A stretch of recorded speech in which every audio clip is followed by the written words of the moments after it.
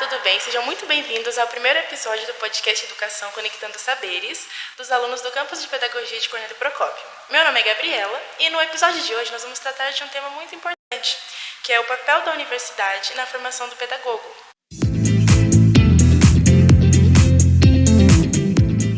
Esse profissional ele vai ter a responsabilidade de formar, educar, alfabetizar as futuras gerações. E para falar sobre esse tema eu trouxe aqui o professor João Vicente. Professor, pode se apresentar, por favor.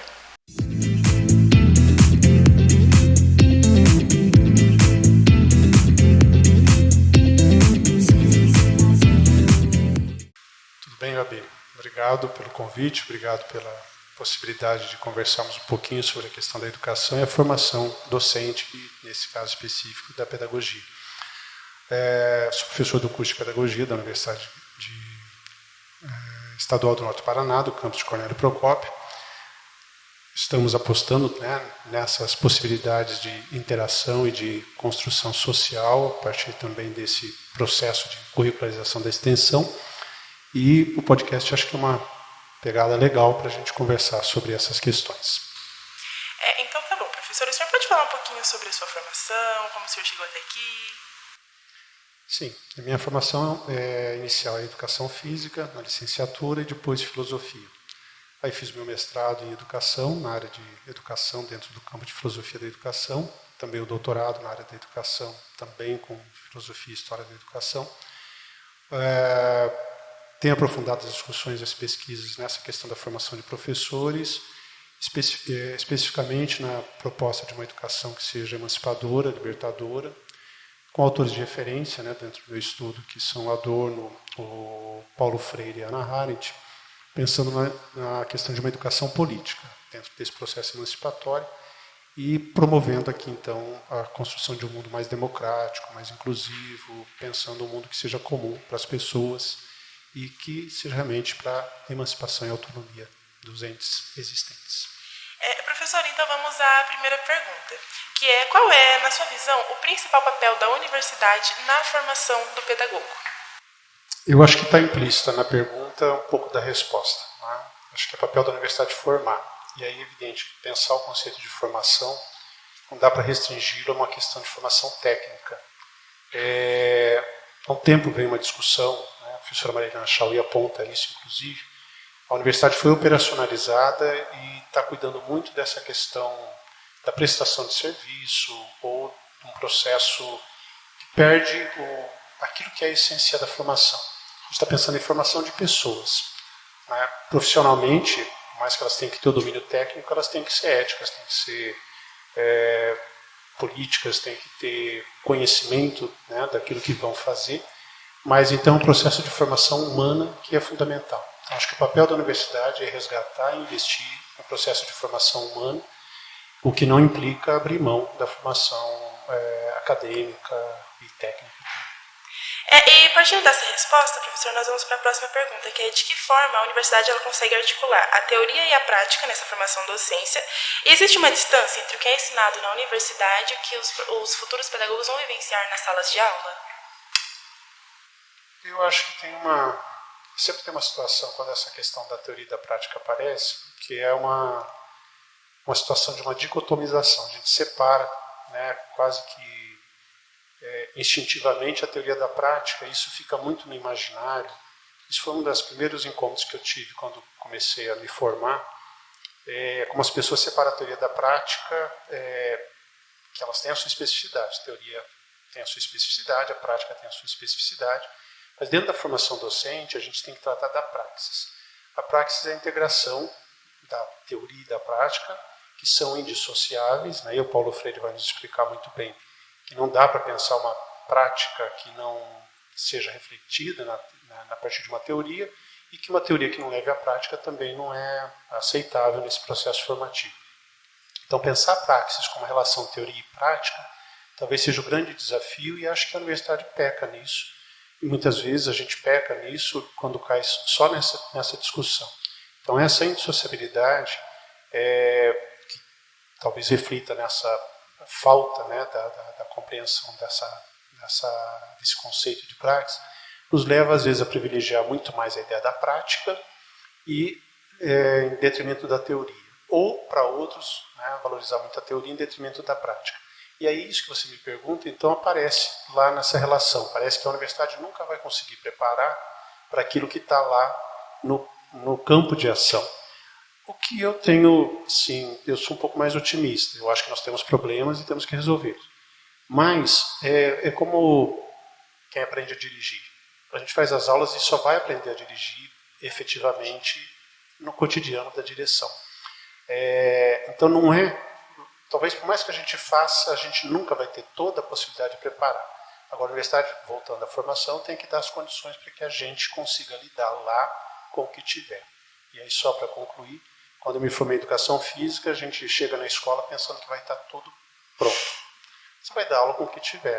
Né? Você vai ter, aí, por isso que você tem a formação política, porque a gente vai ter que discutir, vai ter que resistir, vai ter que enfrentar as realidades que estão postas. Por isso que não dá para dissociar a teoria da prática. Porque sem a teoria, a prática, ela...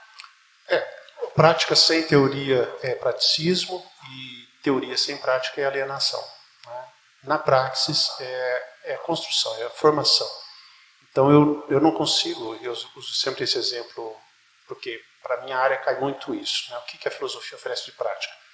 Bom, se a gente lê um texto de filosofia e ficar do mesmo jeito depois, por bem ou por mal, pode até, né, deprimir, mas a gente não é mais o mesmo. Então não existe nada puramente teórico de tal modo que não demande uma reflexão e uma ação depois. E esse é o processo formativo. Então, quando eu chego na escola, talvez eu não tenha o manual de como eu vou agir. Mas tudo que eu estudei e aprendi, de certo modo, vai se refletir. Por isso que quando a gente pensa na formação de professores, não é só dar curso e dar manualzinho. É permitir que o professor vivencie, experiencie a sua formação. Professor, e na resposta anterior o senhor citou sobre os desafios que a universidade enfrenta nessa questão. E na sua opinião, qual que seria o maior ou os maiores desafios que o curso de pedagogia tem enfrentado atualmente? A gente está vivendo um processo de desmonte da formação de professores e um ataque muito sério, né, à formação do pedagogo. Isso é um campo de disputa. Entidades como a Anfop, a Amped, que são entidades que discutem formação de professores, o próprio FORPBID, que está ligado ao PIBID, que é o maior programa de ensino nas universidades.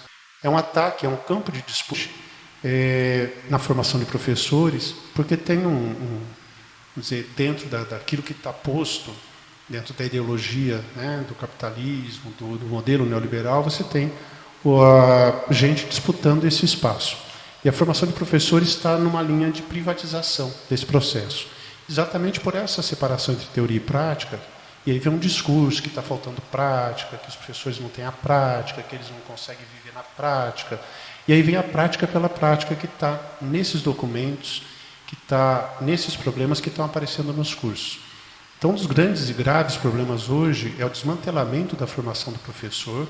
Você tem um esvaziamento, por exemplo, da formação daquilo que a gente chama de fundamentos da educação, como a filosofia, a história, a sociologia, a antropologia, a psicologia da educação, em detrimento, muitas vezes, daquilo que aparece como uma prática que tem que ser aplicada, as metodologias ou a forma de encaminhamento lá. Mas não adianta eu ter a prática se eu não tenho a compreensão dessa prática, ou se eu não reflito sobre essa prática. Por isso que é a prática. Eu estou realizando essa prática na sala. Exatamente. Então, aí a gente não precisaria formar professores, a gente pode formar pessoas técnicas que elas vão lá e aplicam. Né? É assim que funcionam muitos cursos à distância, assim funcionava, por exemplo, programas antigos que eram pela televisão, você põe um artista dando aula, não precisava de um professor. É um treinamento, mas não estamos treinando pessoas, né? A gente está formando. E formar, inclusive, exatamente a gente não tem esse controle, sabe que vai dar. Mas a gente tem que fazer. Por quê? Porque a autonomia vai ser exatamente o processo de ruptura com o controle. Então, acho que um dos grandes desafios é tirar a formação de professores dessa operacionalidade hoje. Isso está vindo pelos documentos, está vindo por resoluções. Então, acho que a gente tem que fazer um enfrentamento e, por isso, é um processo que tem que começar dentro da universidade também. Professor, e partindo do que o senhor falou, então que a prática ela tem que refletir sobre como que a universidade ela poderia contribuir para para futuros professores que têm uma formação crítica e reflexiva? O que a universidade poderia proporcionar para desenvolver isso? Quando a gente fala universidade, ou fala sociedade, ou fala o sistema, são coisas muito abstratas, né? Uma universidade não é um ente que a gente vai sentar com a universidade e dizer para a universidade o que a universidade faz. Nós temos que construir a universidade. E, dada essa situação de que a universidade foi sendo instrumentalizada e operacionalizada, a universidade, a Marilena Chauí vai trabalhar isso também, a universidade era uma instituição social. E dentro desse modelo capitalista, privatista, ela foi transformada numa organização, quase uma ONG, né? Uma organização social. A organização atende mercado, a instituição social é formação integral, é a perspectiva de você ter discussão ética, política, por isso crítica, reflexiva. Agora, quando cai nessa perspectiva operacional, a gente deixa de, por isso a discussão antropológica, deixa de refletir sobre o que é o humano. Então, o papel da universidade é resgatar isso. A universidade, classicamente, é o lugar do pensamento. Não é o lugar da produtividade, não é o lugar da produção material. Não é? Quando a gente pensa em ciência, no imaginário comum, a gente confunde ciência com a produção de uma inovação tecnológica. Ciência, classicamente, é o conhecimento. É isso que os gregos buscavam e é isso que a gente deveria buscar na universidade. Então, como é que esse conhecimento vai se desdobrar depois? Talvez em algumas aplicabilidades. Mas por mais que eu nunca aplique, vamos dizer, tecnicamente, um conhecimento adquirido na formação docente, ele está introjetado ali e vai aparecer na minha praxis. É por isso que não é o resultado que será o mais importante, é o processo formativo, porque o resultado é desdobramento. Professor, e agora indo para a área que o senhor citou no início, das ações de extensão, que o senhor falou que o projeto se enquadra nisso, qual seria a importância da pesquisa e da extensão na formação do pedagogo?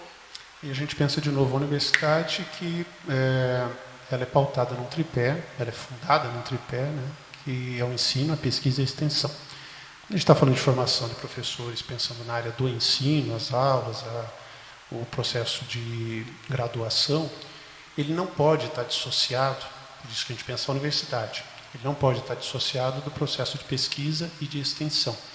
Então, é uma integração e um coroamento do próprio processo de ensino, que, volto a dizer, não é separado. Então, pensar o ensino, a pesquisa e a extensão, então a importância da pesquisa e da extensão, não teria necessidade se não houvesse essa ideia de formação integral, ou integrada também. Então, o ensino tem o papel formativo, vamos dizer ali, das aulas. A pesquisa vai fundamentar toda essa construção do ensino e vai ser demandada pelas necessidades também do ensino, e aqui não deixa de abrir socialmente, ou seja, quais são as necessidades dessa sociedade, de que professores estamos precisando. Por isso que precisa da discussão antropológica, né? A pesquisa vai ter que buscar, o ensino vai ter que discutir, porque precisamos discutir que tipo de gente, tipo de homem, de ser humano, que gênero, né, a gente pensa. E a extensão é desdobramento, como é que a universidade devolve isso para a sociedade e como é que aquilo que a gente estuda e pesquisa se materializa na nossa ação docente. Então a extensão vai ser o desdobramento disso, mas não são coisas separadas, são coisas integradas. Porque não dá para fazer extensão se eu também não pesquiso, não dá para ter o ensino se eu não desdobro, né, na condição da pesquisa. Professor, e anteriormente o senhor disse que a sua área de atuação é filosofia. Qual seria, assim, a principal contribuição da filosofia para a formação do pedagogo? Então, dentro da discussão da pedagogia, da formação de professores, a filosofia aparece classicamente numa área que recebe vários nomes, mas o básico geralmente é fundamentos da educação. Ou seja, é uma área de fundamentos, de fundamentação dessa formação humana, docente. A filosofia tem esse papel de contribuir, e não é papel da filosofia, vamos dizer assim, a filosofia que faz pensar. Não, é a nossa condição humana. Mas talvez a filosofia seja essa provocação e essa potencialidade para que a gente faça o exercício desse pensamento. O Kant dizia, o filósofo Kant, que a gente não ensina filosofia, a gente ensina a filosofar. E nesse processo é esse exercício. Então, permitir, provocar, sair do elemento que às vezes é esse controle. Então, eu tenho os campos de estudo, mas eu preciso pensar para além. Então, pensar também uma expressão da filosofia, pensar o próprio pensamento. Então, não é suficiente pensar, é pensar sobre o que a gente pensa. Porque, às vezes a gente pensa sobre alguma coisa e nunca refletiu o que a gente pensa assim porque recebeu isso pronto, ou nunca questionou o que a gente pensa. Pensar, todo mundo pensa em tese, né? Então, pensar sobre o que pensa é quando eu começo a construir esse pensamento crítico, reflexivo, de olhar para além, né, do mundo que eu estou enxergando. Também o Merleau-Ponty vai dizer que a filosofia é ver a entrelinha, né? É reaprender a enxergar aquilo que está na entrelinha. E nasce a filosofia exatamente desse momento na Grécia, quando é o momento daquilo que causa o espanto. Então, às vezes, coisas que a gente viu sempre do mesmo jeito, quando a gente olha com um olhar filosófico, aquilo tem uma experimentação diferente. Por isso que o termo espanto, que era o taumaz em grego, né? Eu me espanto com aquela realidade. É quando a gente percebe que, às vezes, não é como aparecem certas coisas. Professor, e como o senhor é um professor do curso de graduação de pedagogia, qual seria a mudança que o senhor, ou as mudanças que o senhor considera necessárias para as universidades públicas hoje, dentro do curso de pedagogia e também na forma ampla, nas universidades ao todo? Então, investir nessa resistência contra esse desmonte, isso é fundamental. Valorizar a formação docente, ela não é uma mera formação.